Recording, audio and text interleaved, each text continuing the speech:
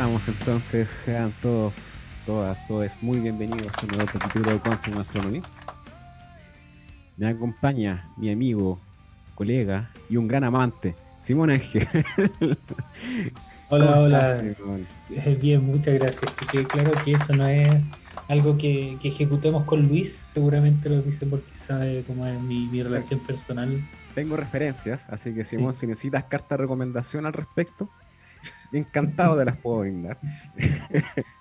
gracias, muchas gracias. Esa voz melodiosa que ustedes escuchaban era la de Luis, que en este momento está capeando el inexistente calor con una bebida carbonatada, hecha de cebada malteada, Sí, fermentada. pero en verdad no es por el calor, weón, es porque tenía una semana de mierda, entonces Y el lunes, necesitaba. y el lunes.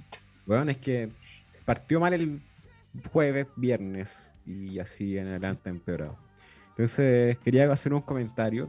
Nosotros estamos, entre comillas, un poco de luto por un profesor de la UC muy querido, Luis También. Disser, que fue, digamos, uno de los profesores que tuvimos en primer semestre, que está muy, digamos, ligado a la facultad de física, a pesar de que es matemática, porque es quien recibe en el curso de álgebra y geometría y es el primer profesor que te entrega tu primer rojo, literalmente.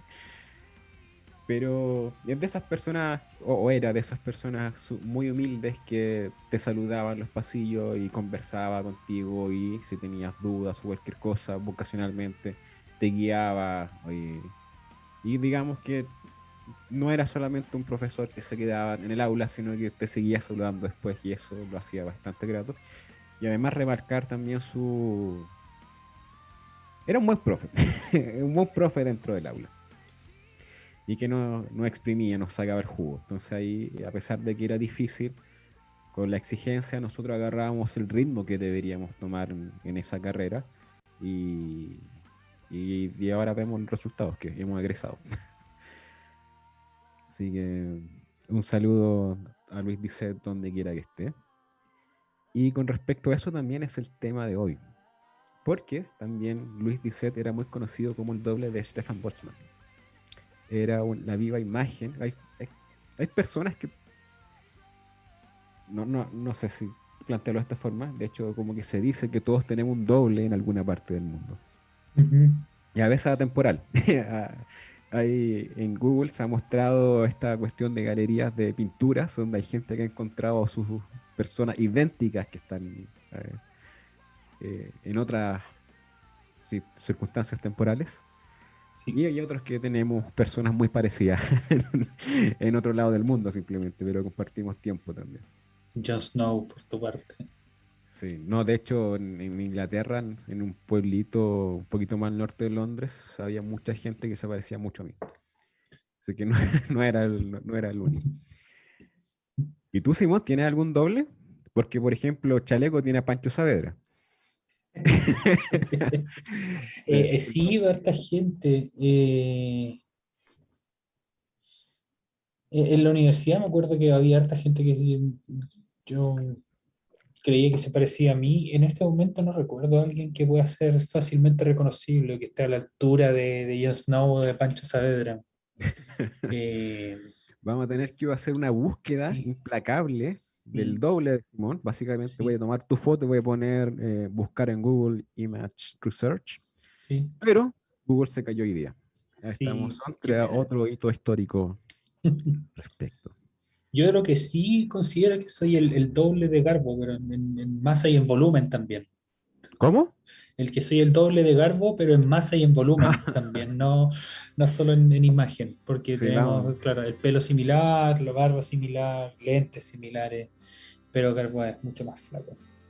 Y es vegano también. Y Un vegano. saludo para Gabriel, sí. Quizás como viste Friends, ¿o no? Cuando Eh, Joe encontró su doble de manos.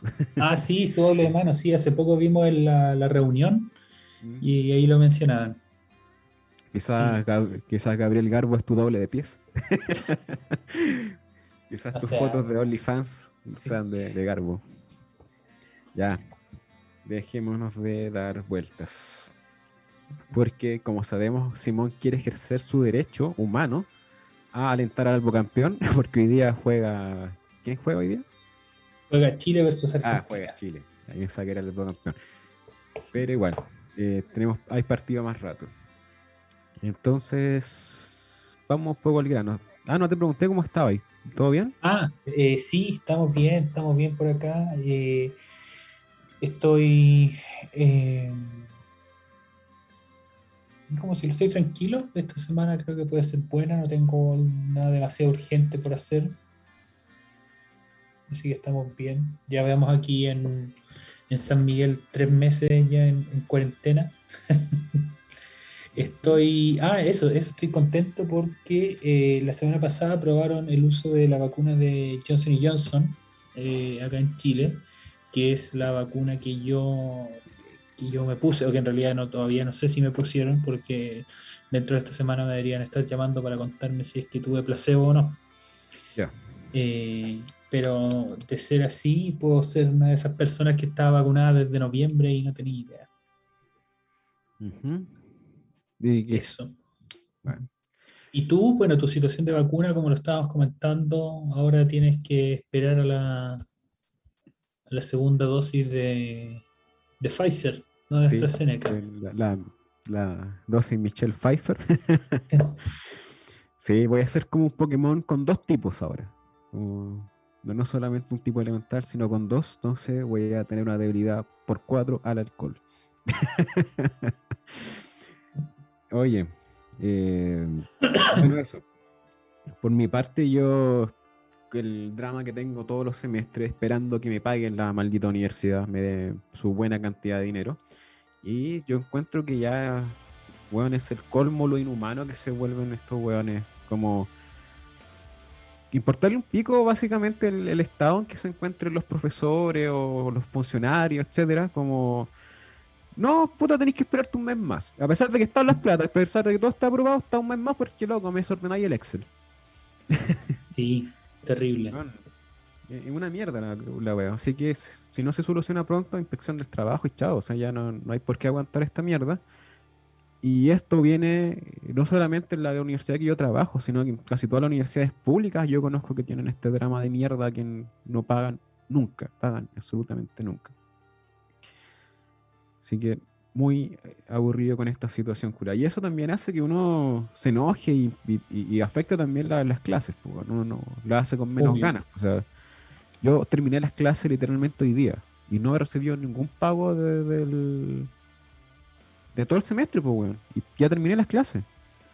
O sea, si les gusta que uno cumpla, que cumplan ellos también, pues, weón. Así Obvio, que obvio. tengo que entrar a combatir ahí. Se aprovechan de la pobre gente que está honorarios. Sí, pues, weón. Y apuesto que ellos inmediatamente sus pagos salen, bueno, incluso anticipados. Ya, si no me voy a seguir enojando, por eso estaba tomando cerveza.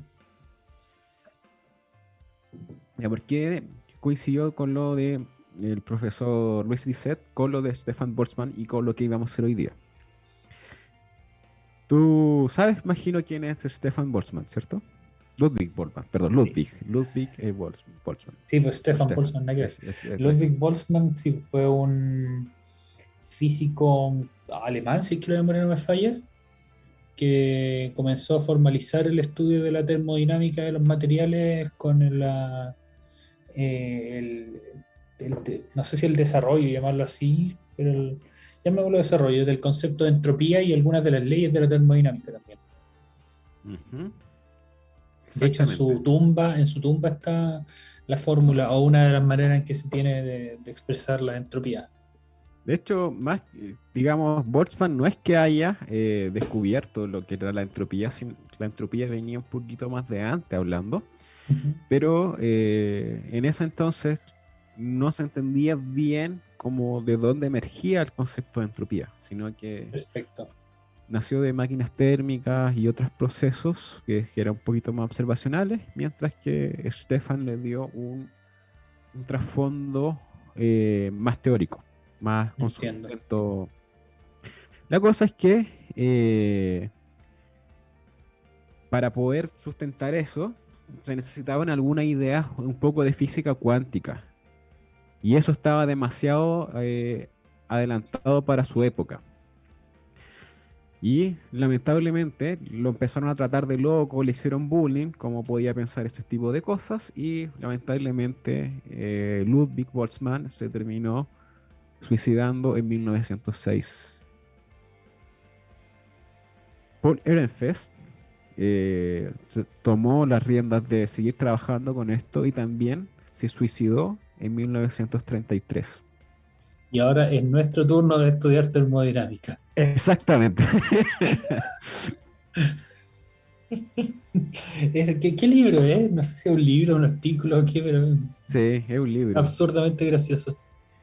Ese es el comentario. Bueno, y esto es porque la termodinámica es una teoría muy profunda y que le va a dar un sentido muy nihilista a la vida.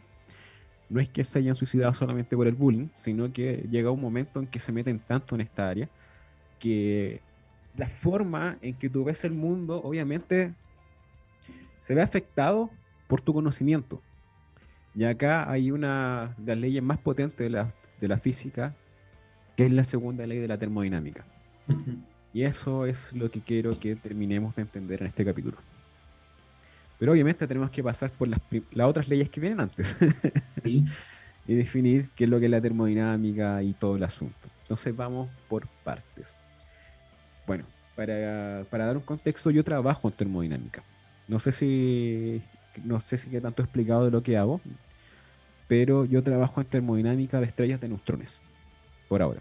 Y que son, obviamente, tienen que ver con las evoluciones térmicas de estas estrellas, pero considerando estados de la materia muy complejos y muy raros. Entonces, la idea es que a partir de yo asumir unos tipos de materia exóticas, muy raras, donde ni siquiera sabemos si la cuántica sigue siendo válida, eh, calculo, ¿cierto? La energía que liberan las reacciones que están en su interior y eso debería darme una temperatura y eso se compara con el Hubble. No sé si tú has visto alguna charla que he dado al respecto, Simón. De... No, ahora que lo pienso, no, Ya, nunca lo he hecho. menos mal. Menos mal porque Simón es Aún una te persona... respeto. Sí, Sí. Simón es una persona muy intimidante cuando está en las charlas. Y no me gustaría ver, porque Simón de verdad que me intimida en las charlas. ¿Tú sabes por qué o no, Simón?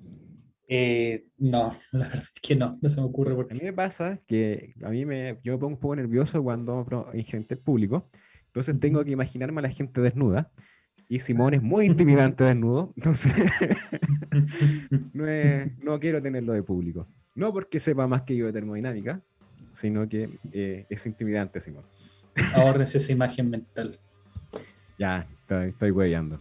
Eh, Vamos entonces desde el principio. ¿Qué es la termodinámica? ¿Por qué nace la termodinámica? ¿Tú me podrías dar quizás tu visión de qué es lo que es la termodinámica? La termodinámica, como yo la veo, es la rama de la ciencia que estudia intercambio de energía entre cuerpos y partículas a escalas microscópicas, porque si no sería mecánica, Quizás también microscópico podría ser física partícula. ¿verdad? ¿Cómo lo entiendes tú? Ya.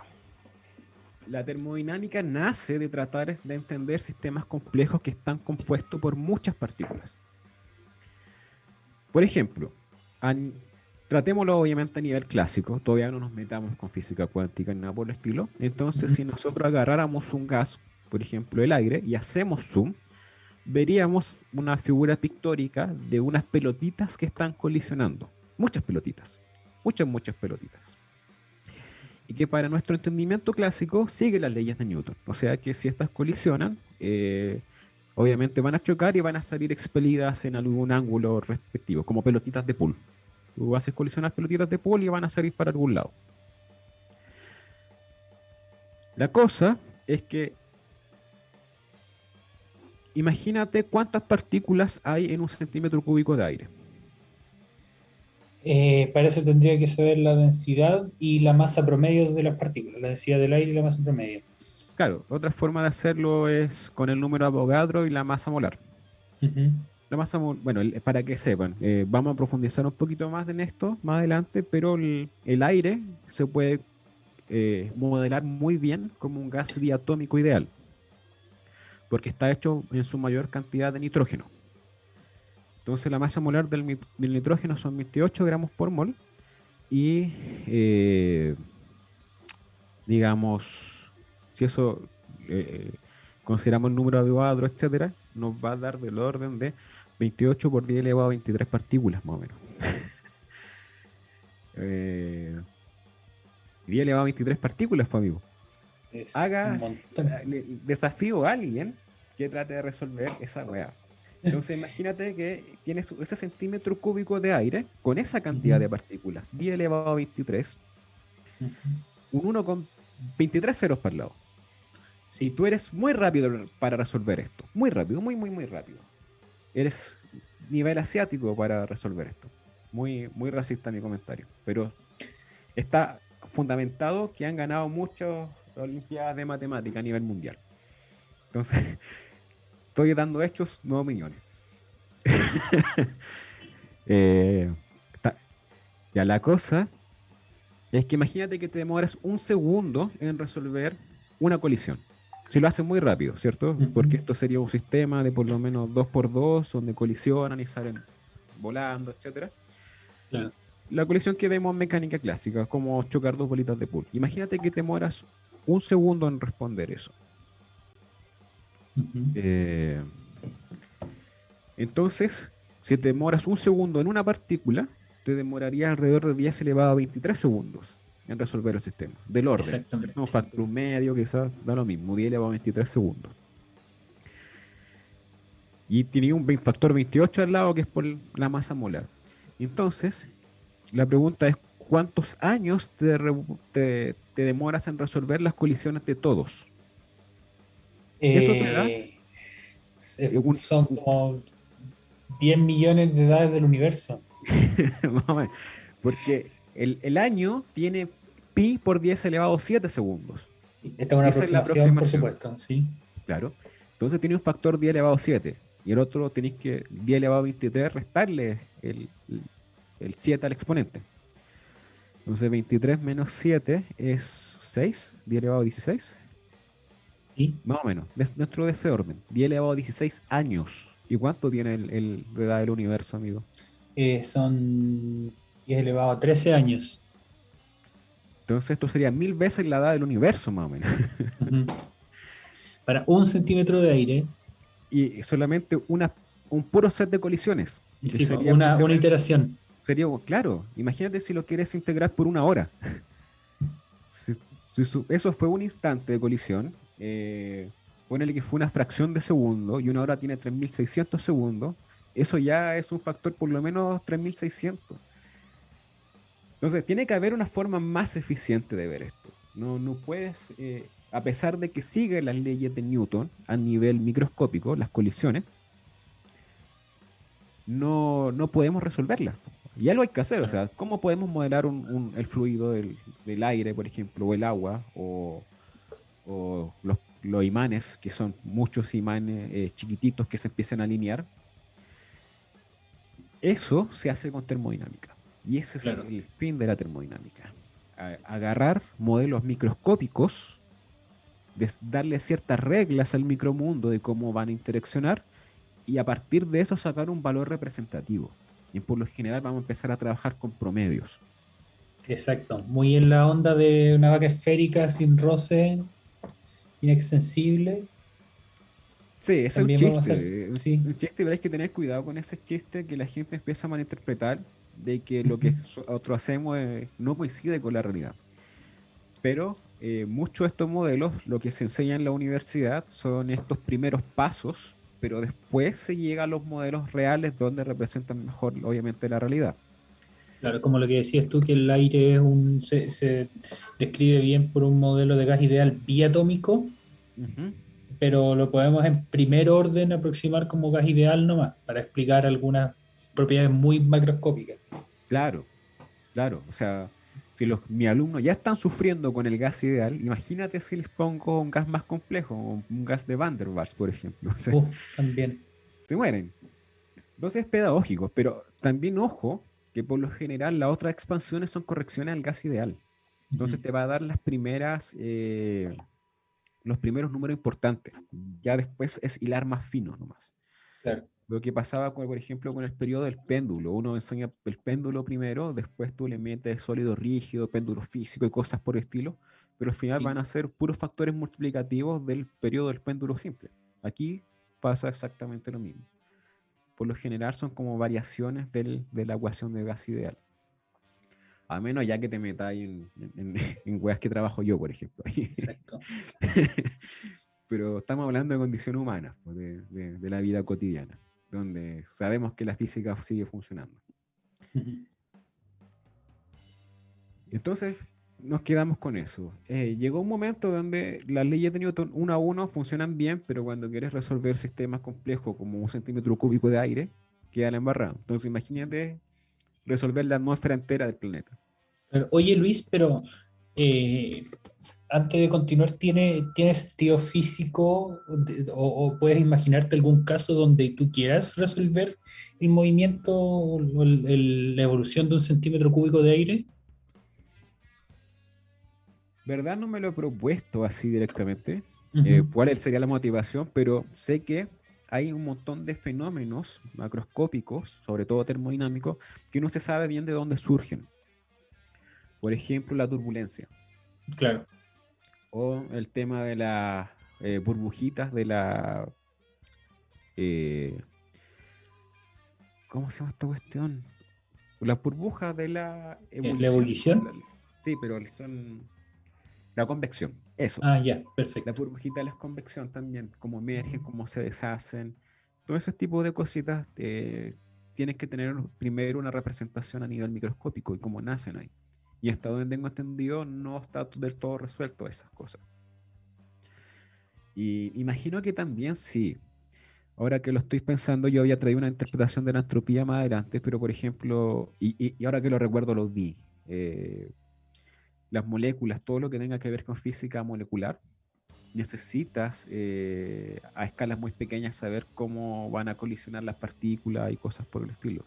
Si tú quieres desarrollar, por ejemplo, una proteína, tienes que saber cómo va a estar plegada, porque obviamente eh, digamos, el estado, oh, no quiero estar mezclando conceptos todavía. El estado más fácil, más favorable de las proteínas, por ejemplo, que no estén estiradas, sino que estén plegadas. Sí, Y eso se sí, debe a que el medio que está hecho con partículas la está chocando y la está plegando. Y eso se ha estado estudiando. Y obviamente eso ya roza con la biología, pero se han dado casos, por ejemplo, que se ha tratado de entender que el tipo de helicidad que tiene el ADN favorece la ionización y por lo tanto las mutaciones y por ende la evolución. Entonces claro. imagino que para todo ese tipo de áreas sí puede ser interesante resolverlo. Ujú. Para nivel de reacciones nucleares también podría ser, pues que nosotros resolvimos la cantidad de cositas que pasan en un centímetro cúbico y de ahí, Sí, ¿cierto?, integramos. Así que eso. Pero la excelente. idea es como tratar de entender cómo se comporta todo de forma colectiva. Perfecto. O sea, igual había que sacar alguna cuestión, o alguna representación. O sea, no puede ser una caja negra, Obvio. ¿cierto? Sí, tiene que ser consistente. O sea, yo digo cómo se estaría comportando las cositas a nivel microscópico y por ende debería arrojar algo que yo puedo ver a nivel macroscópico como Exacto. ser humano. Ya. Entonces, la termodinámica va a ocupar valores promedios. Y el valor, digamos, por excelencia de la termodinámica es la temperatura. ¿Tú tienes alguna definición en particular de la temperatura, Simón? Tengo una que es muy de colegio. La temperatura es una medida del grado de movimiento promedio microscópico de las partículas. Súper bien. Ya, La temperatura es una especie de velocímetro que mide la claro. velocidad promedio de las partículas.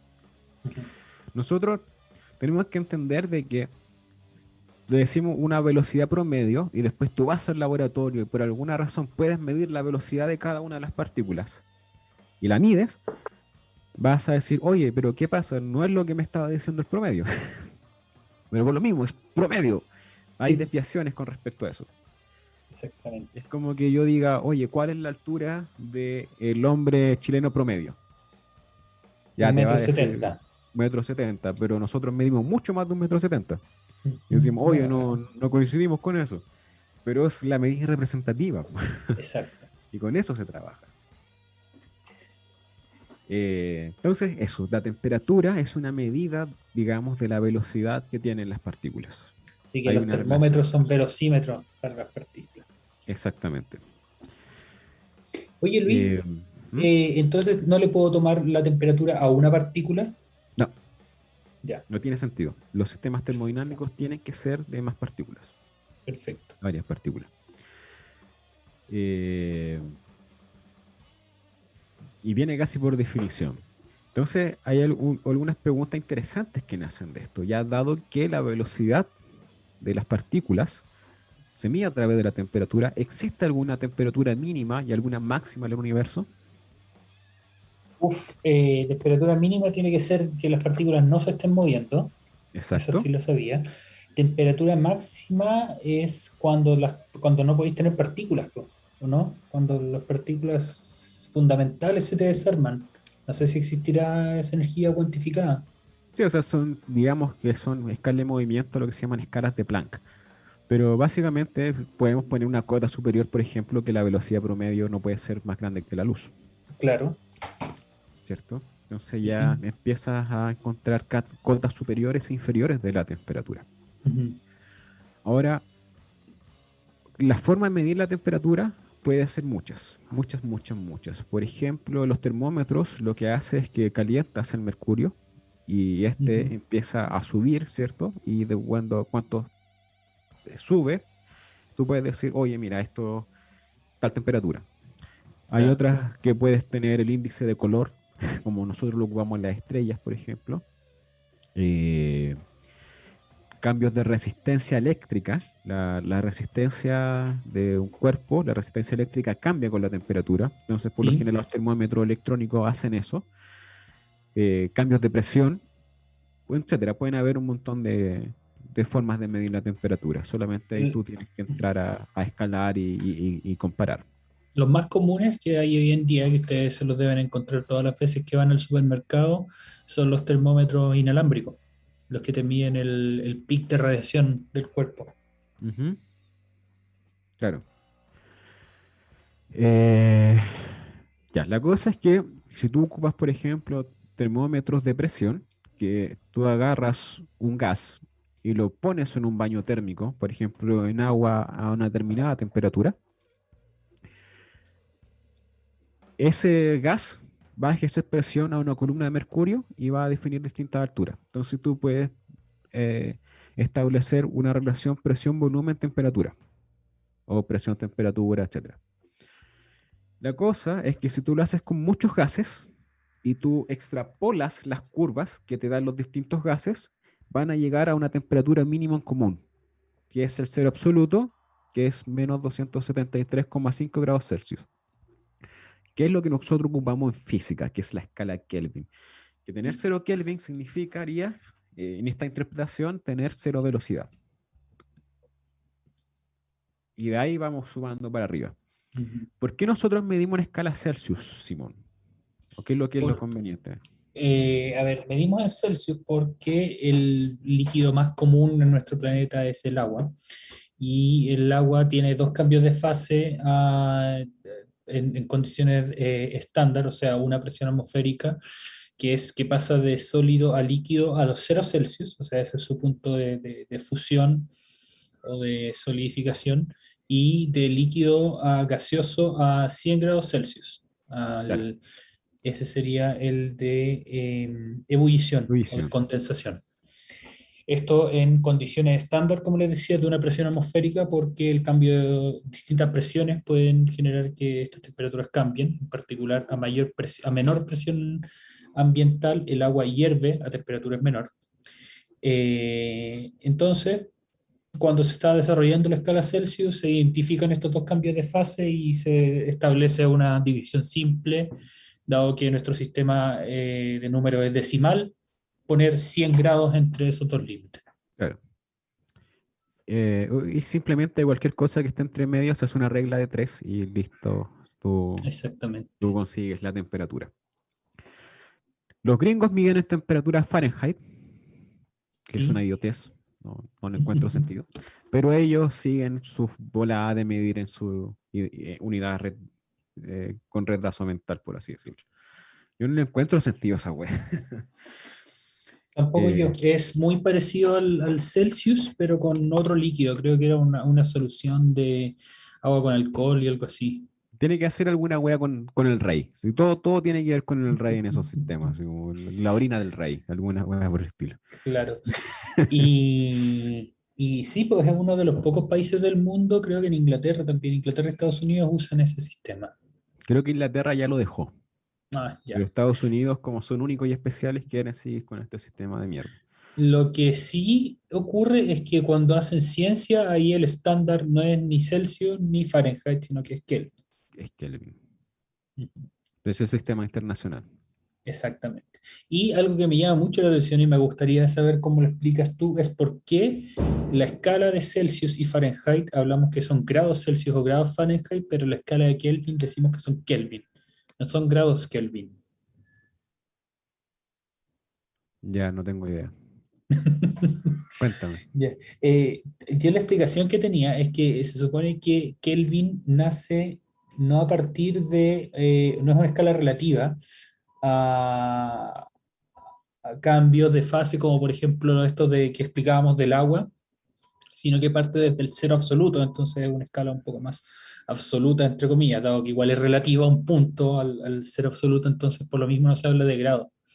Eh, Aunque sí mantiene el tamaño de los grados, este tamaño de los grados, me refiero a que un grado Kelvin, un cambio de un Kelvin es el mismo cambio en temperatura que un grado Sí, Celsius, pero un grado exacto, el mismo Fahrenheit es más espaciado. chico.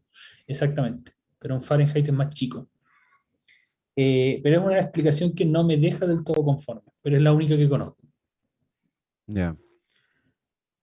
Sí, bueno, cuando yo enseño esta cuestión no reparo mucho en esta weá de los Kelvin, etcétera. Yo les digo, este es el Kelvin, ocúpenlo porque esto es lo que se ocupa y tiene sentido por ser el cero. El Celsius ya Sí. es cotidiano porque nos medimos, pero el Fahrenheit, amigo, no, no, no. Ok,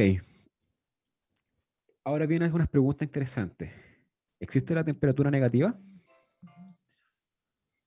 En Celsius, claro que existe, pero en Kelvin no. Si es que lo asociamos a una medida de la velocidad promedio, que podríamos decir medida de la rapidez promedio en realidad, no puede existir una rapidez negativa, así que no podríamos hablar de temperatura negativa en esta escala absoluta. Ya. eh, la verdad es que sí. Ah, Sí. yo Pero sabía eso que no. algo tenía que estar mal. Sí, pero esos son casos muy particulares. Y eso es cuando ocurre una inversión de población, que es lo que Ujú. ocurre dentro de un láser. Entonces, para saber qué pasaba con eso, y creo que lo expliqué en ese instante, vayan y escuchen el capítulo del láser, porque se puede tener temperatura negativa, El rayo láser, sí. el rayo láser. Pero, por lo general, vamos a asumir de que la temperatura no puede ser negativa. Llega a los 0 grados Celsius. Ujú. ¿Ya? Y bueno, la voy a spoilear la tercera ley un poquito. No puedes Ujú. llegar al cero absoluto. No puedes llegar por procesos finitos al cero absoluto. Tiene Oh, otras formas más elegantes de enunciarse la tercera ley de la termodinámica. No puedes llegar al cero absoluto. Y y la naturaleza tiene procesos para defenderse al respecto. Uno de esos es el estado degenerado de la materia. ya. Ahí se rompe un poco nuestra interpretación. ¿En qué sentido? Si tú estás a temperatura cero, la velocidad promedio tiene que ser cero, ¿cierto? Sí. Ya. resulta que tú a medida que enfrías la temperatura, hay otras variables termodinámicas que van conjugadas. Y una de esas es obviamente el volumen. A medida que tú vas enfriando las cositas, por lo general estos tienden a comprimirse. Y lo que vas haciendo es que vas acotando o achicando el espacio en donde se pueden encontrar las partículas. ¿Qué pasa cuando tú achicas el espacio, o mejor dicho, determinas cada vez más la posición? Vimos Estás perdiendo precisión en la velocidad. en la Es lo que velocidad. es. Entonces agarran una velocidad independiente de la temperatura. Y esto, cuando la velocidad que tienen por esta compactación, por esta definición de la posición, o mejor dicho, determinación de la posición, agarran más velocidad, y ahí es cuando si esa velocidad o esa energía relacionada a esta velocidad es más grande que la térmica, decimos que la materia está degenerada. Y ejemplos de materia degenerada: enanas blancas, estrellas de neutrones. Ok, importante, termodinámica, medida de la velocidad. El cero absoluto lo ponemos cuando la velocidad es cero. La velocidad promedio es cero. Eh, y hay otro concepto importante que tenemos que definir antes de pasar, es la presión. ¿Qué es la presión? Mm. La presión es fuerza dividida por unidad de área, o sea, qué tan concentrada se ejerce una fuerza. No es lo mismo si tú te paras en un clavo, donde todo tu peso o la reacción a tu peso en realidad se está ejerciendo en la punta del clavo, así te paras en una cama de clavos, donde tu peso se distribuye en todas las cabecitas de los clavos y muy probablemente no te pinches. Puede que sea molesto, pero no te va a atravesar el pie. Pero a nivel termodinámico, esa está A bien lo que nivel, dijiste, súper yeah. bien. A nivel termodinámico, ¿qué es la densidad de... ¿Cómo era la densidad de intercambio de momentum? No sé. Claro, o sea, tú vas a tener que este gas va a estar colisionando con cualquier pared, por ejemplo, Ujú. y cada partícula a nivel microscópico va a estar colisionando con la pared y le va a estar transfiriendo momentum. Claro. Entonces, todo ese flujo de momentum, o sea, momentum por unidad de área, por unidad de tiempo que está pasando, ¿cierto? Ujú. O mejor dicho, el momentum por unidad de tiempo que está pasando por esa superficie, es la presión. Claro. Es la presión.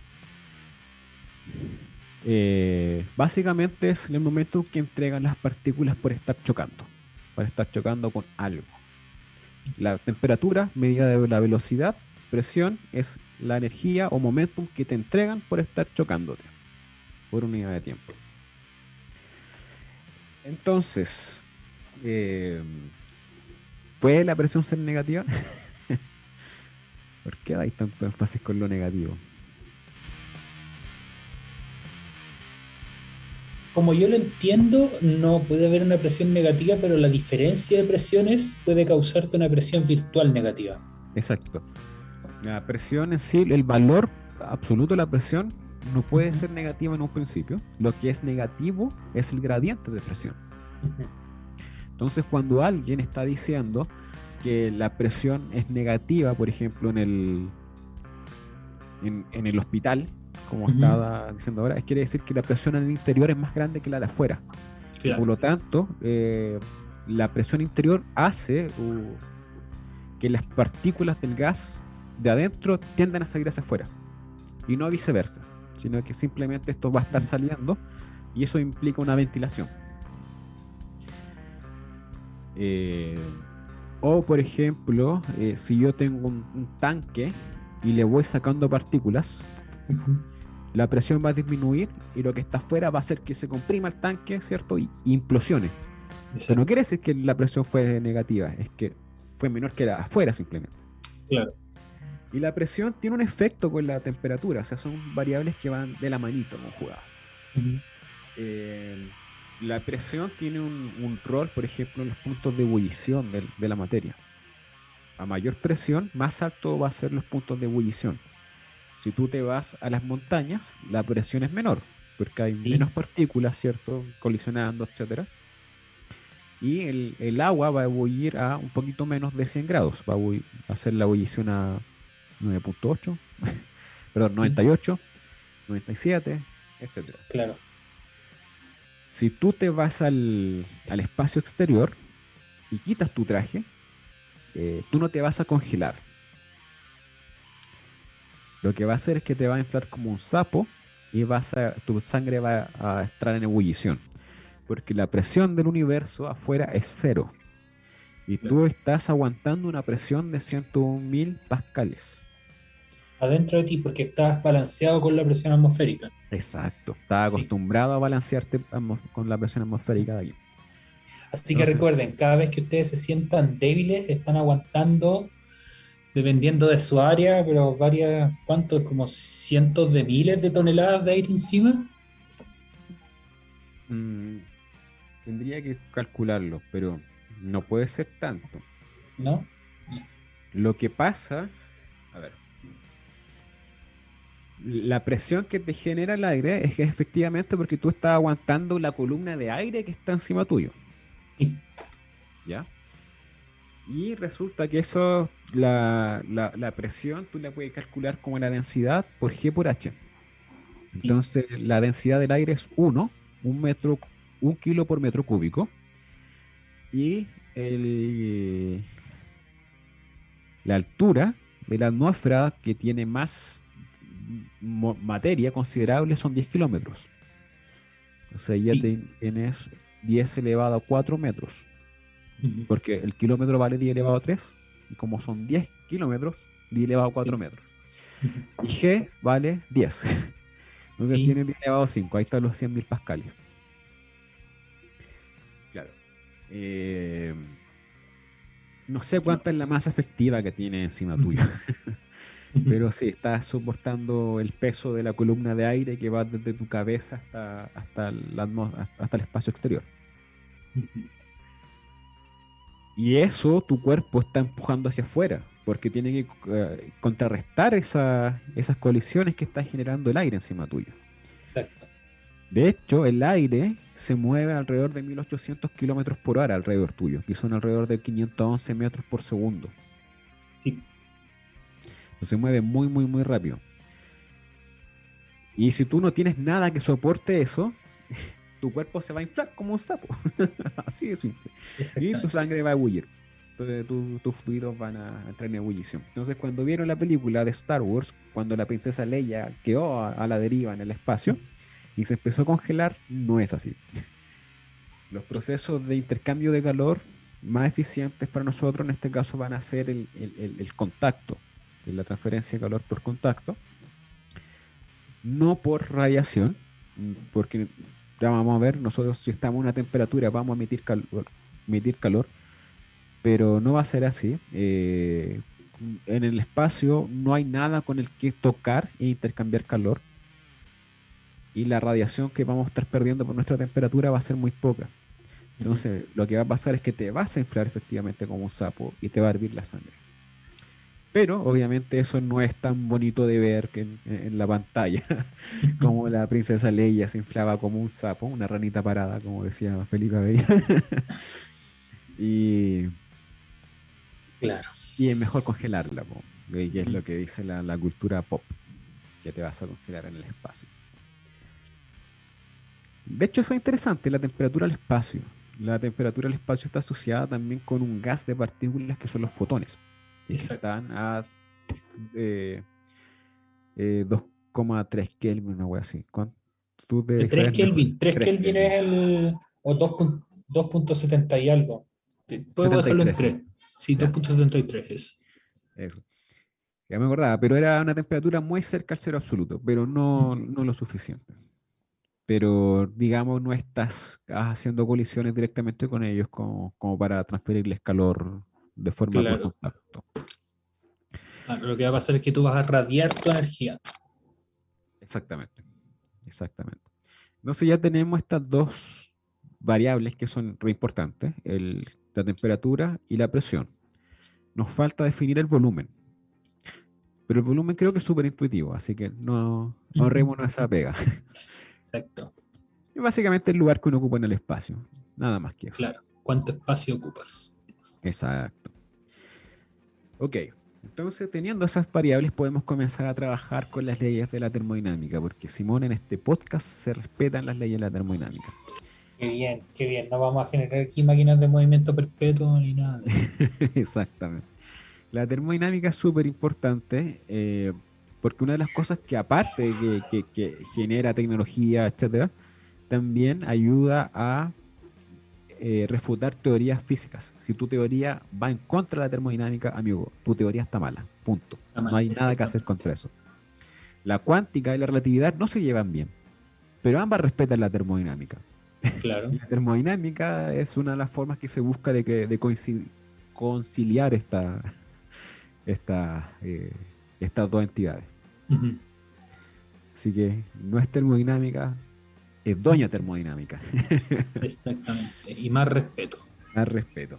Entonces ahora viene algo importante, que dentro de las leyes partimos con la ley cero de la termodinámica. ¿Y por qué se llama ley cero? Porque va antes de la uno. ¿Y por qué? Oye, pero entonces, ¿por qué esa no es la uno? Porque se dieron cuenta que esto no se podía derivar del resto de las otras. Ya. Entonces se tuvo que poner la ley cero. Y dice lo siguiente, si tengo tres cuerpos, A, B y C, A y B están en contacto, B Ujú. y C están en contacto, pero no A y C. O sea, tengo como un trencito. Sí, Entonces el del medio sirve como puente para los otros dos. claro. Si el primero con el segundo están en equilibrio térmico, eso quiere decir a la misma temperatura, el Ujú. segundo con el tercero también están en equilibrio térmico, por ende, el primero y el tercero también lo están. Cacha. Es como transitividad en matemáticas. Si A igual B y B igual C, entonces A igual C. Eso mismo, Ujú. eso mismo. Pero no se podía derivar de las otras. Por eso teníamos que Ya. ponerlo. Y es Y súper mira, intuitivo. eso mismo te iba a decir, pues, es tan intuitivo, pero aún así tiene que establecerse como ley fundamental del universo. Claro.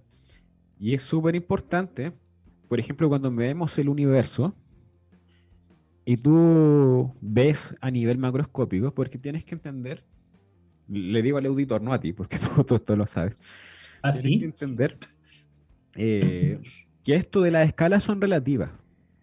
Ujú. Porque, por ejemplo, para nosotros, algo que esté a nivel micro, o sea, con 10 elevado a menos 6 metros, es algo muy chiquitito. Claro. Pero para la galaxia, nosotros somos muy chiquititos. Sí, Y para el universo, las galaxias son muy chiquititas. Entonces, o para la galaxia, las estrellas son muy chiquititas. sí. Entonces tú puedes hacer termodinámica con las estrellitas en la galaxia y las partículas pasan a ser las estrellitas. Y a eso tú le puedes asociar una temperatura. Claro. Entonces, la temperatura que estamos hablando, que es esta energía cinética a nivel universo, con sus galaxias, etcétera, si tú lo Ujú. miras es bastante uniforme. Exactamente. Y va a haber uniformidad en regiones donde aparentemente no están teniendo contacto. Entonces, la pregunta es por transitividad, ¿en qué momento llegaron a estar en equilibrio térmico? Tiene que haber sido cuando estaban muy juntitas. Exactamente, Sí, exactamente. es Ahí lo está que aplicándose la imaginaba. ley cero. Ujú. Ahí está aplicándose la ley cero. Ok, pasemos a la primera ley de la termodinámica. ¿Te la sabes? No, no me la sé en orden, pero es algo del intercambio de energía interna. No Sí, sé, lo segundo ya. ya. Eso. Entonces, pensemos, ¿qué es la energía interna? Ese es el primer concepto que tenemos que meter aquí. Exacto. Estamos pensando... Ah, Ujú. ya, dale. ¿Vas a decir algo? Te iba a decir que tenía que ver con la energía que tiene un cuerpo por existir, pero hay que hacer una diferencia que no es o no hace alusión a esta energía que ya mencionamos en el capítulo de relatividad, por ejemplo, que es la que teníamos por ir moviéndonos en el tiempo. Ya. Mm, más o menos. ¿Ya? Más o menos. A ver, la energía cinética, pensando en el gas ideal, perdón, la energía interna, es la Ujú. suma de todas las energías cinéticas que tengan las partículas. Ya, Entonces, simplemente la energía interna va a tener que ver con qué tan agitadas están las partículas, claro. básicamente. Y eso obviamente va a ser función de la temperatura entonces. Por eso la energía interna en el gas ideal es 3 Ujú. medios NKT. Claro, Ahora, ¿por qué depende. ese 3? Por el principio de equipartición de energía. Todo eso Ya. nace de un modelo microscópico en que tú agarras una pelotita y la tiras contra una pared y calculas el intercambio de momentum, después lo divides por el tiempo, bla, bla, bla, y sacas pavo igual ratón Ujú. y saca el pavo igual un medio mv cuadrado por n, y etcétera. Entonces va a Sí, encontrar una relación entre la energía cinética y la temperatura, que lo venimos dando desde hace rato, y ese sí, tres medios tiene que ver con los grados de libertad que tenga. En claro. este caso te puedes mover en tres direcciones por los ejes, ¿cierto? Arriba, el eje X, Y y Sí. Z, Y son traslaciones. traslaciones.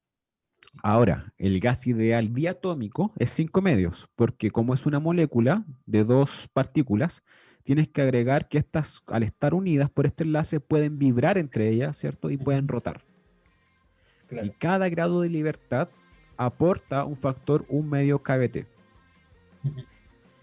Y eso es el principio de partición de equipartición de energía, que no hay ningún grado de libertad privilegiado. Todos son Exacto. igual de probables. Que son completamente aleatorios estos movimientos. Sí. Entonces la energía interna básicamente es la suma total de la energía cinética que llega al sistema, la que tenga. Y eso tiene que Exacto. ver con la temperatura a la que se encuentre. Ujú. Ahora la pregunta que viene es, ¿cómo puede adquirir energía cinética el gas? Bueno, algo se lo tiene que entregar. Exacto. ¿Sí? Y por lo general se enseña que puede hacer dos formas. Imagínense un gas dentro de un recipiente, una cajita, dentro de una cajita. Ujú. Y el gas obviamente está hecho por estas pelotitas muy chiquititas que están colisionando entre ellas. De hecho, el gas ideal se considera que el gas no tiene volumen. Las partículas del gas no tienen volumen. Son muy Claro. chiquititas, que las colisiones son totalmente elásticas, o sea que no hay pérdida de energía entre medio de las colisiones, que no hay, que todas las partículas son idénticas, que no se transforman después de las colisiones, o sea que no hay reacciones químicas ni nucleares, eh, etcétera. Hay un montón de asunciones, lo más simple posible. Imagínense el gas siendo bolitas de billar muy, muy chiquititas que chocan simplemente. Ujú. Y están contenidas en un recipiente, en una cajita. Pasa que la cajita también está hecha por partículas y también están vibrando, solamente que generalmente esta cajita está, que estas partículas tienen unos enlaces que hacen que estas cuestiones no se desplacen, sino que más bien bailen en su propio lugar, Ujú. pero están agitadas. Entonces, cuando una partícula choca con una pared, que en el fondo va a chocar con la partícula, si esta partícula está vibrando o ¿cierto? Se está moviendo en su lugar muy agitada, le va a entregar energía a la partícula que colisionó. Sí. O viceversa, si está muy quieta, mientras que la otra partícula, la del gas, viene así con Viene a con los brutos, todo. a los Sí. malditos, y choca con la pared, va a empezar a agitar las partículas de la pared. Y De la esa, la pared. primera línea de la pared, la primera capa, va a empezar a excitar a la segunda, y esa a la tercera y a la cuarta, y se va a empezar a propagar este movimiento, entre comillas, a través de estas vibraciones. Claro. Y eso es el calor. Eso Es es la lo del transferencia calor. de energía cinética de las partículas. Exactamente. A través de estas colisiones sería el calor. Ujú. A través de la vibración de las moléculas que tiene la pared. Ahora, lo otro que puedo hacer es deformar las paredes. Si yo, por ejemplo, ese recipiente lo transformo en una jeringa que tiene un émbolo, o sea, una de esas paredes se puede desplazar. ¿Qué va a pasar si es que bajo el émbolo? Ustedes lo pueden pensar como si una pared se estuviera desplazando hacia ustedes y ustedes le lanzan una pelota. La pelota va a retornar a ustedes con más o con menor fuerza. Va a Con retornar más con más fuerza. fuerza, Con más porque fuerza, se va a ¿cierto? sumar lo que le está entregando el momentum en la pared. Exacto. Entonces va a pasar lo mismo acá. Al bajar el émbolo, las, digamos, la pared que se está deformando le va a estar entregando energía a las partículas y las Ujú. va a agitar. Y va a subir la energía interna del gas, va a subir la temperatura. Sí. Entonces, básicamente, la primera ley de la termodinámica te dice que la variación de la energía interna se puede producir por el calor, que tiene que ver con esto de las vibraciones de las paredes, o la deformación de las paredes, que tiene que ver con el trabajo. Ujú. Entonces, el dU, que es la variación de energía interna, es igual al dQ, que es la variación de calor, más el dW, que es la variación de trabajo. Ahora, ¿qué va a pasar? Estos son diferenciales inexactos. ¿Te acuerdas qué son esas cosas? No, me acuerdo que me costó mucho entenderlo en su momento. Ya. Piensa en esto. Tú ambas formas de transferir energía pueden darse de forma independiente, y por eso son linealmente independientes. Ujú. Yo no puedo escribir una función de la otra directamente. No queda como un factor, un escalar por la otra, sino que se pueden dar de forma independientes, como digo. Claro. Entonces, una puede ser a través de vibrar las partículas de la pared y la otra por deformar la pared. Entonces, una vez que se le entrega calor o trabajo al gas y tú ves que aumenta la temperatura del gas, y ahora vas y tomas a una partícula del gas y le Ujú. dices, oye, ¿quién te dio esta energía? ¿La pared o, o las vibraciones? La partícula no te va a poder responder porque la No. energía se vuelve indistinguible. Entonces ahí viene ese concepto que la energía no se crea ni se destruye, solamente se Ujú. transforma. Pero ahí tú también vas a reducir que todo este tipo de cuestión, la mayor cantidad de energía, son manifestaciones de energía cinética. Sí, La energía eólica es movimiento de aire, pero es lo que estamos diciendo, es energía cinética, es movimiento. exacto. La energía geotérmica, ¿cierto? Que tiene que ver con esto de los vapores. Movimiento de partículas a nivel microscópico, energía cinética. Eh, ¿Qué más? Bueno, no hablemos de ruptura de enlaces, pero la eólica, eso la mareomotriz también tiene que ver con lo mismo, etcétera. Si en el fondo tú agarras la mayor cantidad de energías, todas te van a dar que son alguna variación de energía cinética escrita de forma más fancy, Sí. pero son energías cinéticas. Entonces no es que se esté transformando, es simplemente que el movimiento se está pasando de distintas formas, ¿no?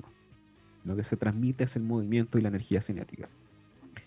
Y eso es la energía interna, la primera ley, que te dice que tú la energía interna, la energía promedio cinética de las partículas dentro de un gas que depende de su temperatura, va a cambiar debido a que se le da calor o trabajo. El calor por vibraciones de las paredes y el trabajo por deformar las paredes. Ahora, una vez que se aplica eso y entra a este reservorio, tú no vas a saber que, quién fue el culpable, ¿cierto? Y se pierde todo el rasgo de, o sea, todo el rastro, perdón, de la energía. Exacto. Tú no puedes saber si es que la entregó la pared o la entregó el calor. Y eso es básicamente la primera ley. Y eso es lo que definían los diferenciales inexactos, el no saber quién la entregó, porque es indistinguible. Entonces, imagínate ahora, yo tengo un gas que se calienta mucho y yo dejo el émbolo libre. ¿Qué pasa si caliento mucho el gas y dejo este pistón libre, sin atadura? Va a pasar al revés. Ahora, como el gas tiene más energía, va a pegarle a las paredes y va a empujar el émbolo Claro. ganando más Y ahí espacio, aumentando su volumen. y eso puede generar un movimiento que le puedo llevar a hacer a cabo o una máquina térmica que se llama. Exacto. Básicamente así funcionan los motores, diésel, Otto, etcétera. Bueno, a lo Claro, que la voy a máquina de hacer es vapor, los básicamente agarrar trenes, calor y sí. transformarlo.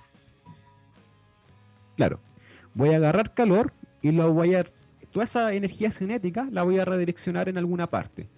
Y eso va a ser un trabajo. Eso es la máquina térmica. Eh, Existen ciertos enunciados importantes, como por ejemplo que para que ocurra eso siempre tengo que tener un reservorio de calor y otro que es reservorio de calor frío, por así decirlo, Sí, donde el residuo del calor, para que haya un flujo de un calor. flujo, porque no va a poder fluir calor si es que las temperaturas están en equilibrio. Entonces tiene que haber siempre uno de calor y uno de menor calor. Y lo que, Sí, si entran, no sé, 5000 joules y salen 1000 joules en forma de calor, la diferencia es lo que se hizo el trabajo. Y eso es lo que hace la máquina térmica. Y la eficiencia de la máquina térmica es siempre muy baja. Por lo general son muy ineficientes. Físicamente lo son. No es porque la tecnología no lo permita, es que la física ya te está diciendo que son ineficientes. La cantidad de trabajo que puedes extraer partido por el calor suministrado eh, es siempre chiquitito, por así decirlo. Pero Siempre es menor chiquitito, que 10%. va a depender del ciclo. Ahí va a depender, por ejemplo, el ciclo de Stirling, creo Ujú, que es tan eficiente en cuanto al coeficiente de eficiencia del ciclo de Carnot, que ahí vamos a hablar al ujú. tiro de eso, pero necesita un mayor número de ciclos. Ya. Así que va a depender del ciclo. Pero por lo general, quédense que son ineficientes. Si les gusta el tema, podemos entrar más en detalle después, porque no están apurando. Están subiendo las sillas porque se en el partido. Ya. Eh, que quiero terminar este concepto. La máquina de Carnot es la máquina térmica hipotética más eficiente posible. Y consiste de un proceso isotérmico donde mantiene la temperatura constante y otro diabático donde no hay intercambio de calor con el medio ambiente. Ahora, eso genera lo que se llaman los procesos reversibles, donde se empezó a estudiar. Si tú haces este proceso de 4 tiempos, donde haces un proceso isotérmico de expansión, adiabático de expansión, isotérmico de compresión y adiabático de compresión, llegarías al mismo punto inicial. Básicamente como mover el pistón y que llegue al punto inicial. Ujú. Básicamente eso. Eso se llaman los procesos reversibles y son Sí. ideales. En verdad en la vida no existen. Y me di cuenta buscando procesos reversibles que existe el exorcismo reversible, amigo. ¿Ustedes lo conocen? ¿El qué cosa, perdón? Exorcismo reversible.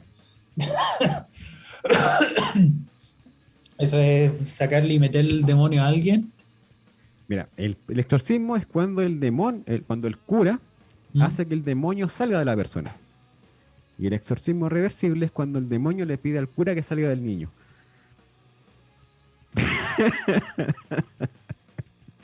Estamos volviendo a los viejos tiempos. Había que volver, había que volver. Ya lo siento. Eh, Ahí encontraron una variable que era importante, porque si comparamos el calor en que entra versus el que sale, el calor que entra es más grande que el que sale, siempre. Ujú. Porque algo del calor que entró se ocupó para trabajo. Entonces tú sumabas los calores, no entraban bien, no coincidían.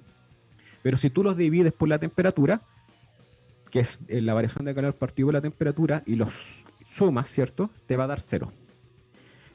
Y eso es porque, bueno, si nos ponemos a hablar matemáticamente, que me gusta un poco, el T actúa como factor integrante del diferencial de calor y por ende van a tener va a implicar muchas cosas. Que la integral de camino del dq partido por T va a ser cero si es cerrada. Y eso va a implicar de que la trayectoria no te va a importar si es que vas de un punto a otro. Es como por la energía potencial, por así decirlo. Cuando tienes energía potencial en dos puntos, de A a B, no te Ujú. importa la trayectoria, ¿cierto? Solamente te importa el punto final y el inicial, no qué pasó entre medio, ¿cierto? ¿Te acuerdas de eso, no? Eh, Cuando tú pones energía cinética, un medio mv cuadrado y la potencial mgh, por ejemplo, sí, sí, pues da lo ese mismo h, si subís con una polea, si lo subís por escalera, haciendo zigzag, da lo mismo. Sí, exacto. sí, sí, sí. Entonces, esa variable te Ujú. permite eso. Cuando divide el calor partido por T, cuando vas del proceso de un estado A a un estado B, no te importa la trayectoria. Solamente te va a permitir eso si es que analizas el calor desde esa forma. Ujú. Uf, se me está enredando la lengua ya. Ya, Un la verdad es traguito que más de se haga. cerveza. ¿Ah? Un traguito más de cerveza. Se me acabó. Ya, pero sigamos, sigamos. A lo que estaba, que si tú, como no te importa la trayectoria, y esto en particular se analizó desde el ciclo de Carnot ideal, Ujú. tú agarras cualquier ciclo y como no te va a importar las trayectorias, bajo esta variable puedes aproximar cualquier ciclo normal por el ciclo de Carnot, tirándolo a Sí. infinito, y te va a dar que esta propiedad se puede extender a cualquier otro ciclo, el de Q partido por T. Y eso va Ujú. a implicar que siempre va a existir una variable, un resultado a esta integral. Y por lo tanto eso se transforma en un diferencial finito. Ya. Perdón, un diferencial exacto, no finito. Un diferencial exacto. Básicamente es como decir que el potencial eléctrico siempre existe porque la integral del campo eléctrico en un DL, en un DR, siempre existe. Mm. Acá va a ser lo mismo. Esta es una variable termodinámica que nace de esto y que se llama entropía. Y que siempre va a Excelente. existir, o acá se muestra que existe esta wea. Ujú. ¿Y qué es la entropía? Ahí viene la gran pregunta. Haciéndolo, viéndolo de un lado, no solamente lo técnico de esto es algo que aparece o sea, en el ciclo, sino que tiene que ser algo físico un poco más profundo. Claro. Hasta ahí solamente va a tapar vacío. En el fondo, cuando tú tienes dos globos, por ejemplo, y los unes por la boquilla, estos van a estar haciendo un tira y afloja hasta igualar sus presiones, ¿cierto? Entonces va a estar jugando el volumen con la presión, ahí, hasta que llega a un equilibrio. Pero ¿qué pasaba cuando tú agarras dos objetos sólidos, por ejemplo, dos metales a distintas temperaturas y lo unes? Va a haber un equilibrio térmico de temperatura, pero ¿quién hacía ese rol como lo hacía el volumen antes? La entropía. Y ahí Perfecto. apareció este tipo haciendo como el amigo de la temperatura es la presión al volumen, la temperatura a la entropía. Y en el fondo la entropía lo que hace es contar el número de estados posibles que puede tener un sistema dado una cierta energía. O sea, como el número de configuraciones posibles que puede tener. Claro. Y lo que te dice básicamente la entropía es que siempre vas a llegar al estado más probable porque tiene más configuraciones posibles de estar así. Exacto, exacto. Uno muy poco probable que sea una sola configuración por solo temas aleatorios, es improbable, improbable que llegue. Por eso siempre se habla de la pieza ordenada y la pieza desordenada. La pieza ordenada es todo en su lugar, mientras que una cosa fuera de su lugar ya te saca de ese espacio y tienes una manera de tenerlo ordenado y muchas maneras de tenerlo desordenado. Claro. Mira, hagamos un ejemplo con flechitas hacia arriba y hacia abajo que indica el spin de las partículas, por ejemplo, el spin Claro, magnético, con, con 6, con 6 partículas, ¿no? ¿ya?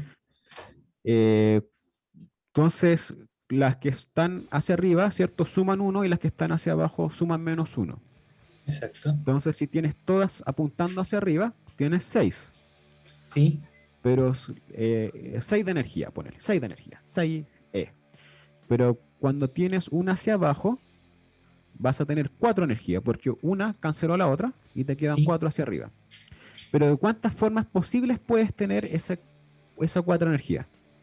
De 6 maneras posibles. De 6 maneras posibles. Po. Sí. Y de ahora si lo haces con 2 hacia abajo, que vendría siendo 2E si no me equivoco. De muchas más maneras posibles, Mucho ¿cierto? más, sí, sí, varios más. Y así va aumentando el número hacia abajo. Entonces, si cada lugar es igual probable, es donde es, si estar en cualquier casilla tiene la misma probabilidad. Pero como hay más casillas con menor energía, es más probable que estés ahí finalmente, porque hay Claro, más tableros o más casillas en donde puedes caer, básicamente. exacto. Y eso es lo que hace la entropía. Te lleva al estado más probable. Y pareciera que hubiera una fuerza que te llevara a ese estado de energía, como por ejemplo que los imanes se desinmanten.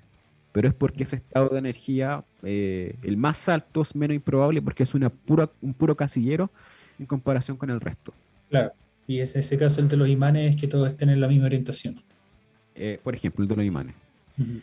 Eh, entonces, la entropía es una función creciente, se va a escribir con un logaritmo por lo general. Ujú. Eh, y eso es lo que hizo Boltzmann. La entropía es Ujú. nk por el logaritmo de el número de estados del ensamble canónico, bla, bla, bla, bla. Pero se comporta como un logaritmo. Y al ser logaritmo, es una función creciente. Es una función creciente, o sea que por lo menos puede permanecer igual o siempre crecer, pero nunca disminuir.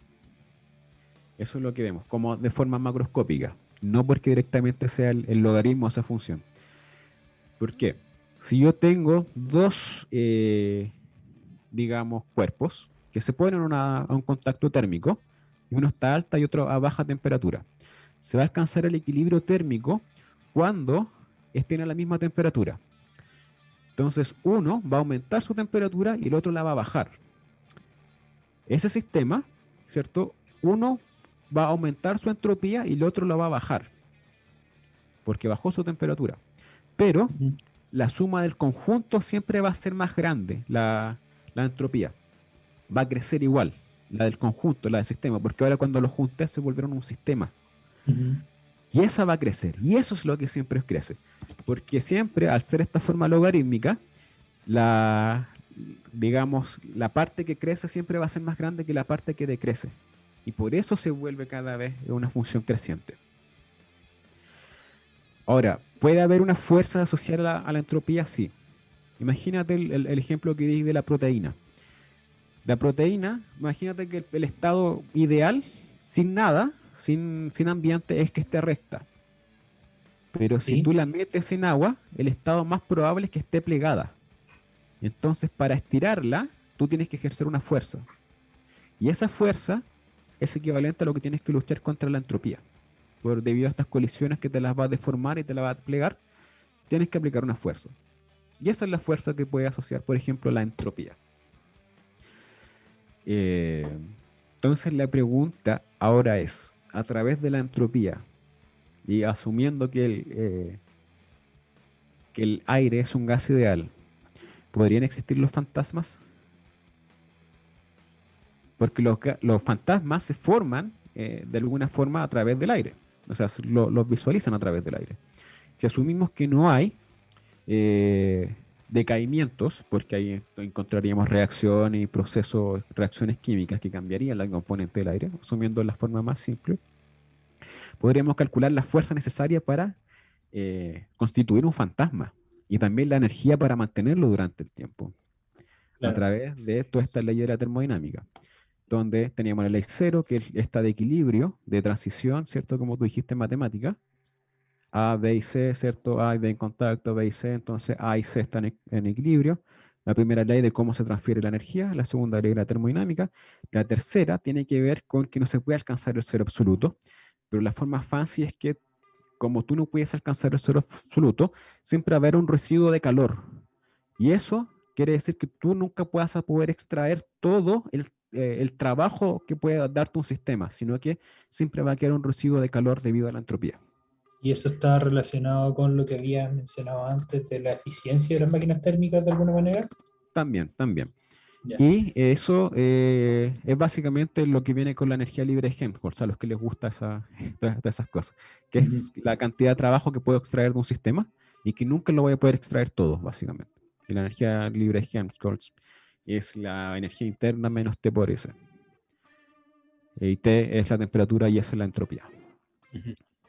Y bueno, la tercera ley es que nunca puedo llegar al cero absoluto. Ahora, ¿puedo con eso demostrar lo que les dije, la fuerza necesaria para constituir un fantasma y cuánta energía requiero? Si es que esa fuerza es suficiente como para que la misma naturaleza lo ejerza, por ejemplo, una pequeña perturbación podría generar un fantasma. O sea, si cae un árbol, por ejemplo, y genera viento, esa fuerza sería suficiente para generar un fantasma, para que se condense, ¿cachai? Y genere. Buena pregunta. Eh, Buena pregunta.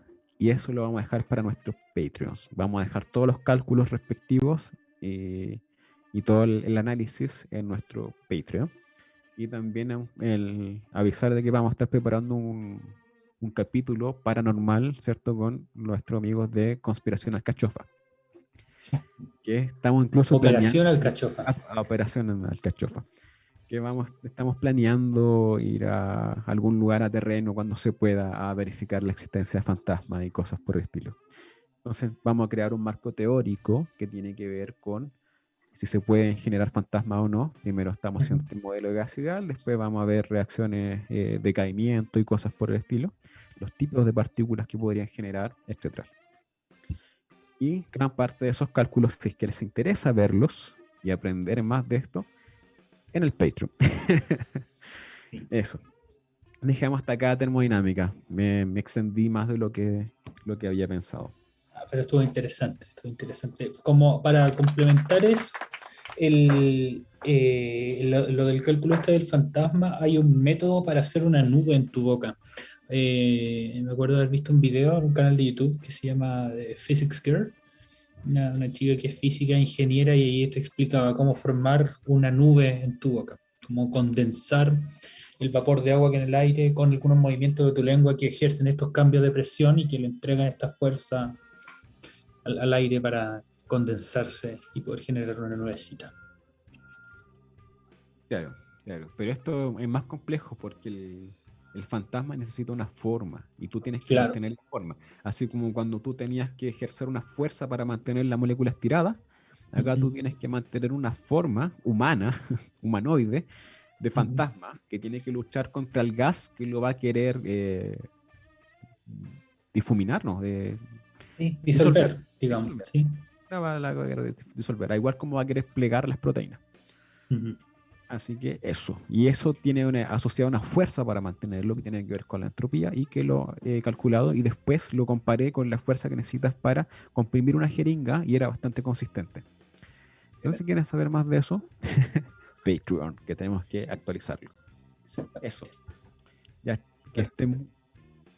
que esté muy bien. Espero que le haya gustado harto. No, Ujú. espero que no se enojen por los chistecitos. Hemos vuelto a los viejos tiempos. Sí, Y recuerden que aquí cada persona se hace responsable de sus sí, actos. lo tengo claro. Ya, que estén muy bien, cuídense harto y nos vemos. Adiós. Chaito. Ah, y los dejamos I am with a stupid Static X. Y eso es porque es como nos sentimos la primera vez que nos pasaron la primera prueba con Luis Disset. Me siento con un estúpido, básicamente. Me siento. ¿Te sentiste tonto la primera vez que te pasaron ese rojo? No, Azul, no. ¿no? Y condición nunca tuve un rojo. ¿No? Ah, No, con Disset yo tuve un rojo. no tuve en cálculo uno, apenas lo pasé apenas. Ya. Ok, entonces los dejamos con esto porque estoy seguro que mucha gente de la Facultad de Física de la UC se va a sentir identificado con esas palabras. El primer rojo te lo entrega Luis Disset. Y un saludo nuevamente a él y su familia. Eso, que estén muy bien, cuídense harto y nos vemos.